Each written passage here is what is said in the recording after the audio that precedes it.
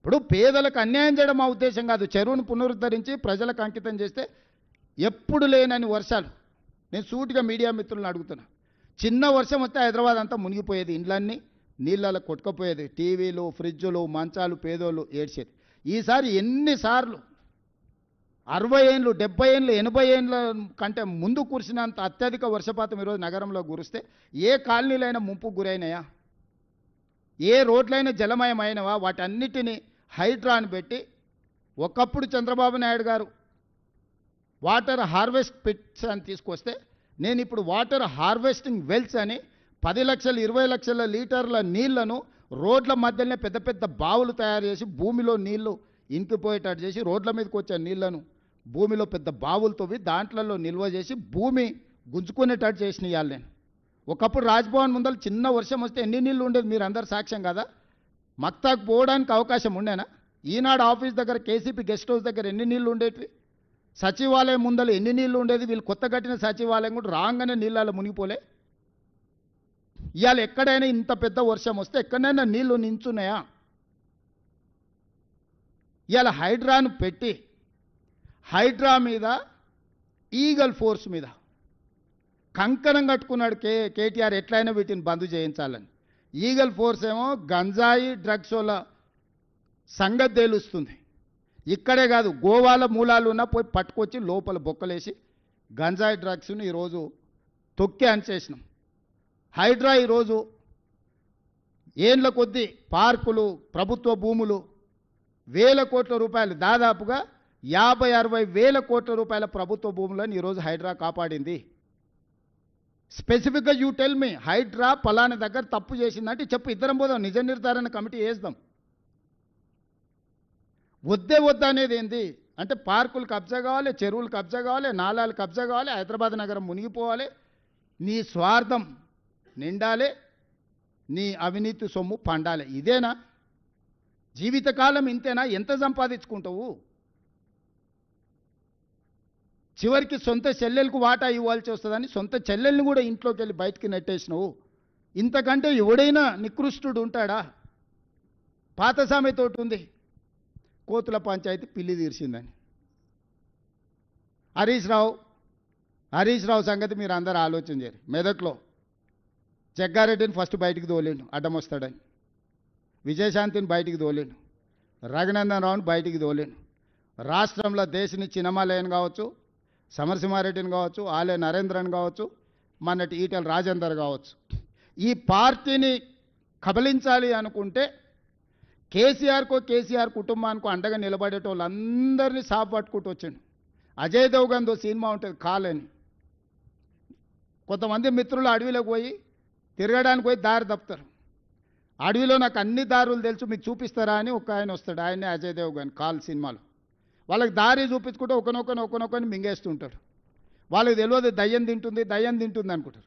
చివరికి అర్ధరాత్రి పూట బావిలో నీళ్లు తోడడానికి వచ్చినప్పుడు వీడు నేను తోడిస్తే దాని వస్తాడు. తోడితే చూస్తే వీడి నీడగా అనిపిస్తుంది కానీ వాడి నీడగా అనిపిస్తుంది. అప్పుడు గుర్తుపడతాడు, ఓహో దయ్యం ఇది ఉందని. పక్కనే వండుకుంటూ ఒకనొకని మింగుకుంటూ పోతుంటాడు కాల్ సినిమాలో అజయ్ దేవ్గన్. హరీష్ రావు కూడా అదే రకంగా కేసీఆర్ పక్కన చేరి రేపు ఈ పార్టీని కబలించడానికి అడ్డం వచ్చేటోళ్ళను, కేసీఆర్కు అండగా నిలబడేటోళ్ళను ఒకరొకరిని సాఫ్ చేసుకుంటూ మొత్తం హిస్టరీ చూడండి. పోయిన వాళ్ళందరూ కేసీఆర్కు లాయల్గా ఉన్న వాళ్ళే బయటికి పోయారు. ఆలయ నరేంద్ర నుంచి మొదలు పెడితే దేశని చిన్నమలే కావచ్చు, విజయశాంతి గారు కావచ్చు, నిన్నటి మొన్నటి ఈటెల రాజేందర్ కావచ్చు, బయట వాళ్ళని అందరినీ క్లీన్ చేసిండు. ఇంట్లో కేటీఆర్ కవిత కలిసి ఉంటే తిరుగుబాటు జరిగినప్పుడు వాళ్ళిద్దరు ఒకటి ఉంటే సమస్య అవుతుందని ఇద్దరి మధ్యలో పెట్టి కవితను కూడా బయటికి దొప్పించిండు హరీష్. వీడు ఉత్త సోంబేరోడు, మీకు తెలుసు కదా. కేసీఆర్ గారు ఆరోగ్యం బాగాలేదు, వీనికి తలకాయ బాగాలేదు, ఆలోచనలు బాగాలేవు. ఇంకా హరీష్ దేవుంది ఒకటే స్టెప్, ఇంకా ఒక ఫైనల్ ఏమంటారు, ఇంకొక అడుగు ఉంది గంతే. వెనకటికి కోతుల పంచాయతీ పిల్లి తీర్చింది అన్నట్టు ఈ రెండు కోతులు కొట్లాడుకుంటే ఆశ పంపకాల మొత్తం రొట్టె అటు కొంచెం ఇటు కొంచెం మొత్తం తినడానికి హరీష్ మొత్తం సిద్ధం చేసుకొని పెట్టుకున్నాడు.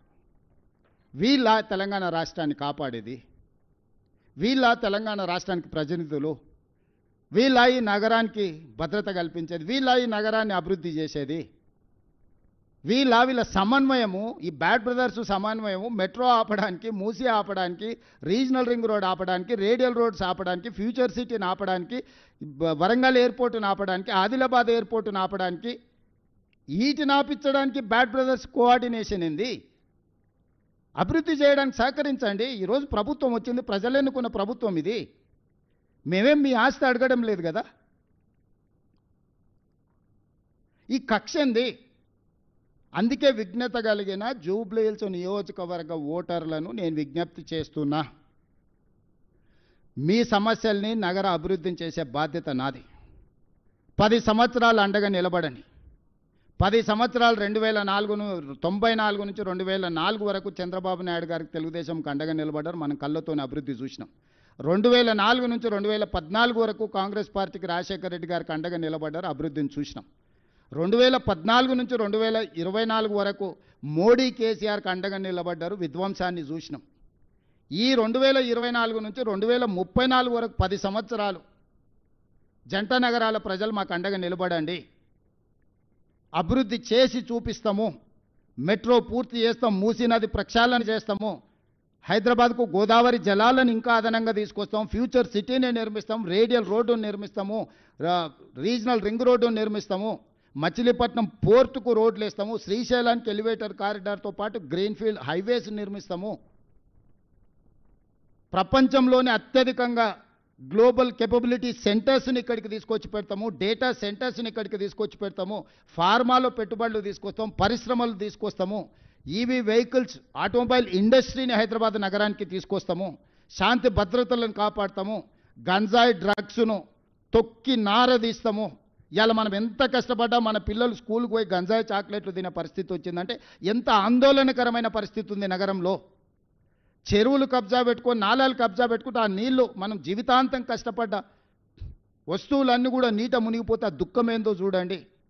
నాలాలు చెరువులు కబ్జాలు పెట్టుకున్న వాళ్ళు 10ల మీద ఉంటే వాళ్ళ కబ్జాల వల్ల మునిగేటోళ్ళు వేలాది కుటుంబాలు ఉన్నాయి. వాళ్ళకి న్యాయం చేద్దాం, నష్టపరిహారం ఇద్దాం.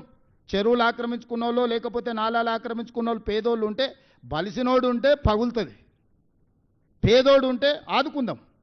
రాండి, ఒక ప్రణాళికబద్ధంగా అసెంబ్లీలో చర్చ పెడదాం, ఒక ప్రత్యేకమైన చర్చ తీసుకుందాం. హైడ్రా మీద, ఈగల్ ఫోర్స్ మీద, రెండింటిని ఎప్పుడు చెప్తే అప్పుడు పెడతా సెషన్స్, నిర్దిష్టమైన చర్చ చేద్దాం. మీరు మొత్తం చెప్పండి, మేము చేస్తున్న తప్పులేమనుంటే తీసుకురండి, సరిదిద్దుకుందాం, సవరించుకుందాం. మేము చేస్తున్న మంచి పనులు మొత్తం వివరాలు తీసుకొస్తా. అంతర్జాతీయ స్థాయికి రోజు విస్తరించాలి, పోటీ పడాలి అనంటే అభివృద్ధికి సహకరించాలి. ఇప్పటి వరకు కౌన్సిలరు, కార్పొరేటర్లు, ఎమ్మెల్యేలు, ఎమ్మెల్సీలు, ఎంపీలు, రాష్ట్రం, కేంద్రం బీజేపీ బీఆర్ఎస్కే ఇచ్చారు. ఈ ఒక్కసారి మాకు అవకాశం ఇవ్వండి. నవీన్ యాదవ్ యువకుడు, ఆ పిల్లగాడు అక్కడనే పుట్టిండు, అక్కడనే పెరిగిండు. ఆ పిల్లగాడిని రౌడీ అని మాట్లాడుతారు. ఎవడా దీపావళి పండుగ రోజు గంజాయి కొట్టేటోడు రౌడీ అవుతాడా? గల్లీల పేదోళ్ళకి అండగా నిలబట్టేటోడు రౌడీ